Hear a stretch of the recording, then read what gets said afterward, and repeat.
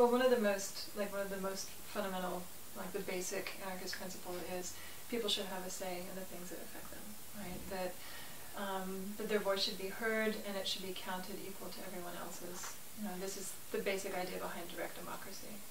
So, direct democracy and the idea that people need to contribute the best that they can, right, in the way that they can. And that those kinds of contributions are not only valued, but they create responsibility within a community. So, we call this mutual aid, right? So let's say that one person happens to be particularly gifted at a particular task, or one person happens to really enjoy doing something else. One person's a gardener, one person is a weaver, right? Then the weaver can contribute what they can contribute, and the gardener can contribute what they can, and that both of those are equally valued, and that together they can provide things for each other that one couldn't do on their own. And that not only is this considered valuable, but it's also considered essential, right? And so it is, respected within a community and enjoyed, and creates opportunities for creativity, and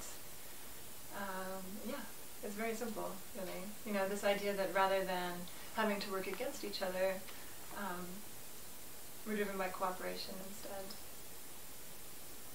I think that any time you're talking about a political philosophy, what you're really asking is, so what is it that drives people, and how do we want to behave? And so you can have a world where you have to claw over the top of each other, or you can have a world where, okay, how about I do my part and you do your part, and probably together something really nice will come out of that. There's this really great book by Rebecca Solnit called A Paradise Built in Hell. And what she does is she tries to counter the assumption that in times of crisis, like after an earthquake, for example, or a tsunami or a hurricane, that people just turn into animals, right? And that they will tear each other apart. And somehow this reveals human nature, right? That at our very base center, we're really greedy, and that we will fight for our individual survival. That is like the driving force behind us. But it's been shown time and time again that that's not what happens at all.